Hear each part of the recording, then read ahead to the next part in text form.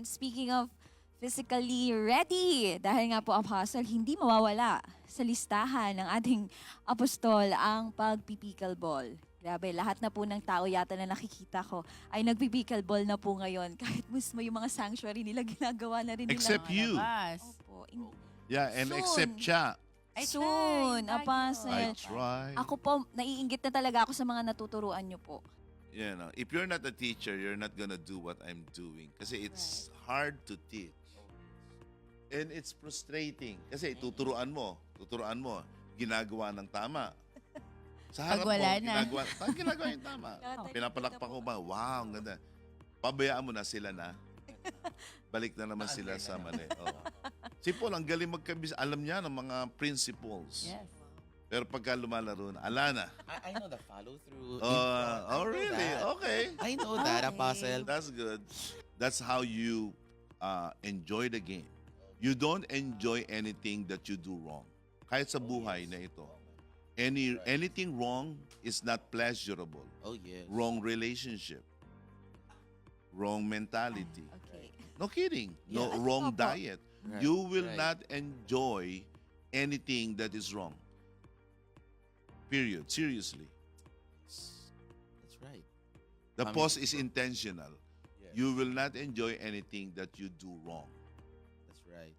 Number 2, you will not do anything safe when you do it wrong. Hawakan mo ang barel in a very in a wrong way, you could get yourself hurt. Ganun din ang sports, if you don't do it right, you could get hurt. Sports injuries Yeah. is really costly. At yan ang injury na parang walang karangalan. Kaya sabi ng tatay ko, mahirap na. Nasaan si pastor? Ba't di makapag-preach?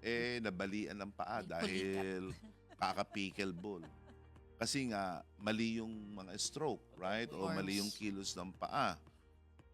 Sabi ni tatay, naku, walang karangalan niyang nasaktan na o hindi nakapag-preach dahil yung kamay ay mga ganon. So, iniiwasan ko ang sports injury. Yes. Number 3, this is the simplest way. You will not win games unless you do it right. Right. So, It's you true. put that in real life, ganun din yun eh. You will not enjoy the ministry if you do it wrong. Now, before you go to attire, Oh. you need to do the strokes right. Pero the great thing about tennis and pickleball, they call it a gentleman's game. Kasi sa tennis, ang nag-invent talaga niyan ay mga monks. Mga pare. Opo. And then they pass the sports to the kings, to the dukes, to the prince and princesses. So it's a gentleman's game.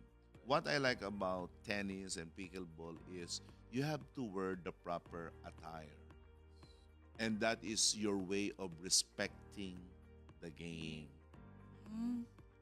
Yun. Pagkat tayo. Naka-ano? Seda. Anong seda? Ito ho, lakpan. Oh, nakapang-worship. Ang tago dyan, nakapang-worship. Yung pwede dyan, no? Yeah, oo. Basta ganito, ay maglalaro ka, Oo, respect oo. the game. Tsaka panyo na dahil mga Pilipina ayaw mapawisan. Yes. O kaya gusto naka-aircon pag naglalaro. Oo, naka-make up pa. Yes.